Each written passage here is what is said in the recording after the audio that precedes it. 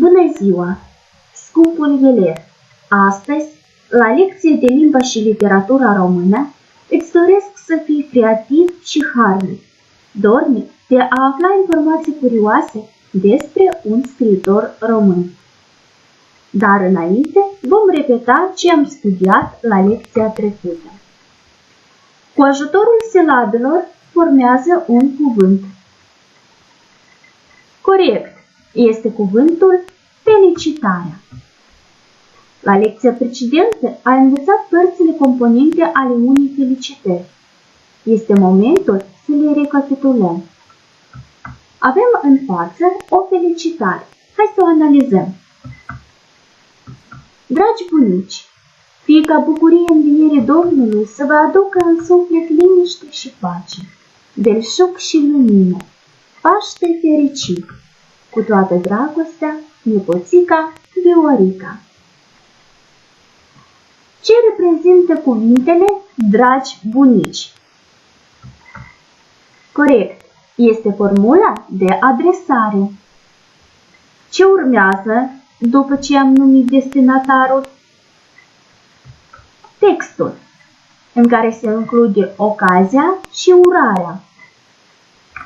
Iar ultima, ce este formula de încheiere, care este reprezentată în felicitarea noastră prin cuvintele cu toată dragostea și numele expeditorului, nepoțica Viorica.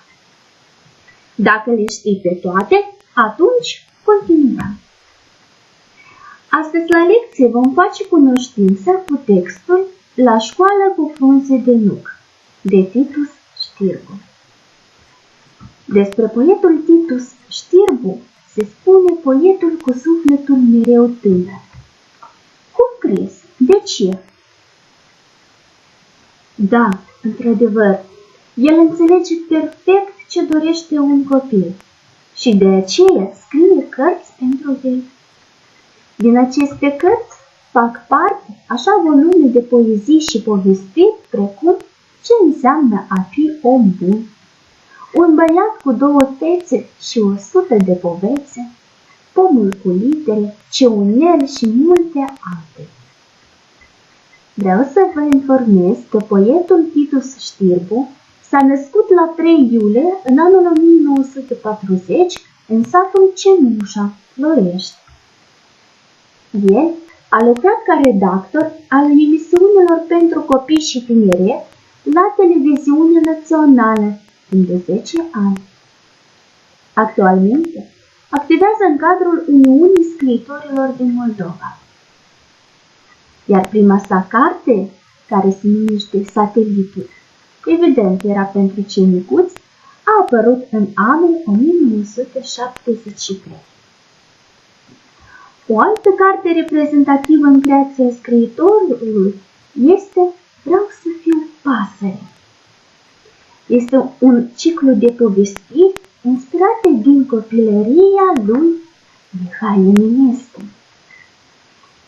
Se spune că tatălui Eminescu a ales una din cele mai bune școli pentru Mihai, însă ea se afla departe de locul unde și-a copilărit.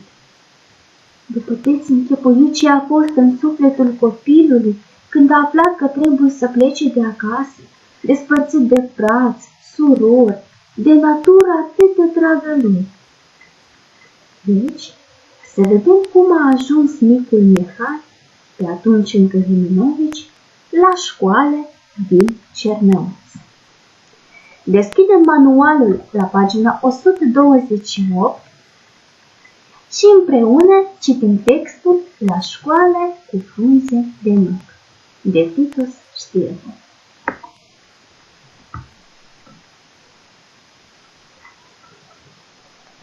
Căruța se opri în fața unei case vechi din Cernăuț. Harabagiul dispăru pe ușă. Mihai sări și el din căruță, cercetând cu priviri curioase clădirile înalte din jur. În curând, fu poftit să intre și el. Într-una din sălile de clasă, cu bănci mai vechi și mai noi, îl întâmpină un bărbat necunoscut, binevoitor. Era domnul profesor care îl cerceta îndelung. Un omuleț mic și îndesat, cu părul negru pieptănat, de la frunte spre ceafă, cu fruntea lată, fața lângăreață, pomeții obrajelor ușor ridicați, ochii nu mari, dar vii, ce ținea la piept o creangă de nuc, cu frunze tipite. Și zici că te cheamă? Mihai. Știi să citești? Cine te-a învățat? Niște țărani, prieteni. Alte buchi am aflat de la preotul din sat. Și Mihai îl povesti despre preotul bătrân, cum răsfoise toate cărțile vechi, roase, cărți de învățătură bisericească. I-a povestit apoi despre faptele de vitejie ale lui Ștefan cel Mare, legenda despre Dochia și cojoacele ei. După mai multe întrebări, domnul profesor zise: odată ce cunoști literele, știi bine să citești, te înscriem la școala primară direct în clasa a 3-a.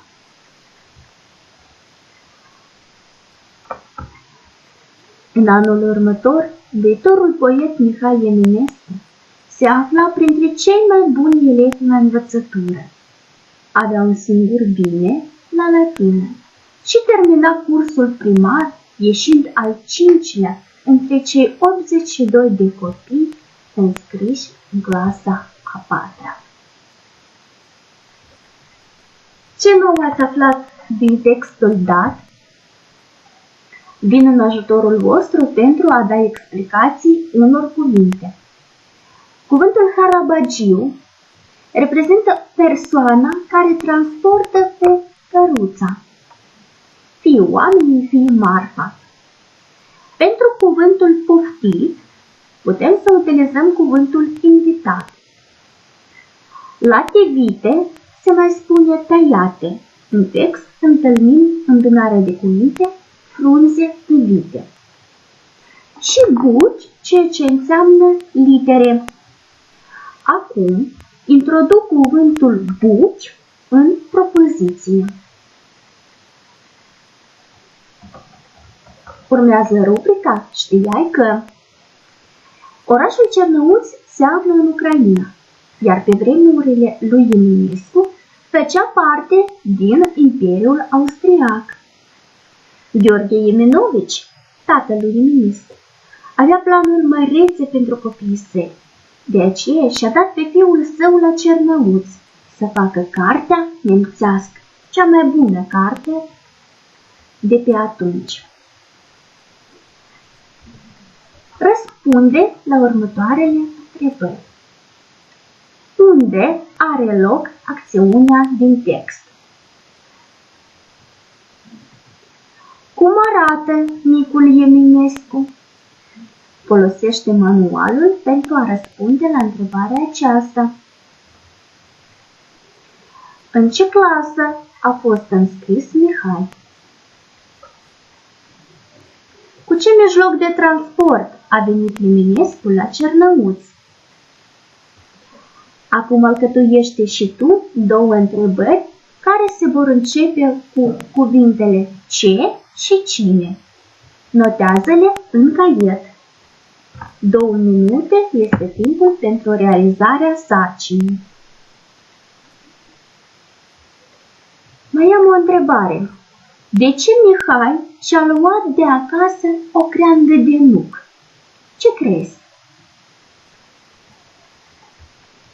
Sper că răspunsul tău se aseamănă cu cel pe care ți-l propun. Pentru micuțul Mihai, creanga aceasta este un simbol ce îi aducea aminte despre casa părintească, despre copilărie. Citește proverbele în care este folosit cuvântul nuci. Explică oral sensurile lor. Dumnezeu ne dă nuci, dar nu ne le sparge. Vorbă bună prinde de el ca nuca de perete. Nu se poate mânca nuca fără să o spargi. Cum înțelegi aceste proverbe?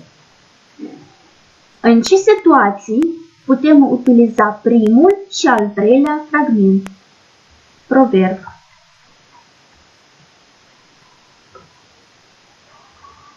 O provocare. Mihai Eminescu a venit la școală cu frunze de nuc. Dar tu, cu ce ai venit la școală? Ce obiect te încurajează și te face să te simți comod în noile împrejurimi? Propune un titlu pentru povestea ta. La școală cu... Acum urmează câteva sarcini în baza textului. Caută în text însășiri pentru următoarele cuvinte, bazându-te după model. Bărbat, necunoscut, binevoitor, mai întâlnim acest cuvânt în text. Acum caută și tu însușiri pentru cuvintele casa, priviri, bănci, fața, ochii, cărțile. Dacă le-ai găsit pe toate, treci la sarcina următoare. Scrie pe caiet cuvintele cu sens opus pentru dispărunt, înalte, binevoitor, termină și cu sens asemănător pentru poftit, străin, creangă, zise. Timp de realizarea sarcinii este 7 minute. Consultă dicționarul electronic dacă e cazul. Fii și tu un poet ca Mihai Eminescu. Compune o strofă pornind de la următoarele cuvinte. Rândunica vine, al treilea vers compune singur și ultimul va fi primăvară bine ai venit. Ține minte că într-o poezie există și rima. Dacă ai compus poezie, treci la următoarea sarcină. Alege unul din cardurile dorite și realizează cerința urmând pașii înscriși în card. Cardul 1 include citirea textului. Citește cursiv și fluent. Articulează corect toate cuvintele. Respectă intonația impusă de conținut și de semnele de punctuație. Cardul 2 presupune prezentarea personajului principal.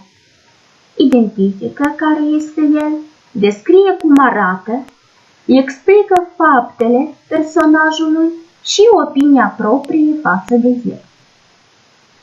Dacă ai ales cardul 3, trebuie să povestești textul. Nu uita să anunți titlul și autorul, să redai conținutul, să utilizezi cuvintele cheie, să folosești cuvinte noi, expresii potrivite din text, să expui gândurile coerent și clar. După ce ai realizat o sarcină, autoevaluează-te. Și treci la următoarea sarcină. Pentru ea ai nevoie de un microfon. Dacă nu îl ai acasă, poți să-l confecționezi din carton. Deci, ia microfonul în mâna dreaptă și imaginează-ți că ești învățătorul din școala din Cernăuți. Formulează 3 întrebări pentru micuțul Mihai. Fii din matematică, din limbă. Apoi, schimbă microfonul în altă mână și răspunde la întrebările formulate, fiind în locul lui Mihai Eminescu. E timpul să urcăm scara succesului. Pentru a ajunge sus, numește 3 cuvinte cheie ale textului. Apoi, 2 nume de persoane întâlnite în text și o virtuozitatea. Ești minunat! Ai ajuns în vârful muntelui și, evident, meriți cupa scriitorilor dacă, independent, citești expresiv textul la școala cu frunze de nuc și realizezi exercițiile 2 și 6 de la pagina 128. Îți doresc succes! Mulțumesc pentru atenție! Ai grijă de sănătatea ta și a celor din jur.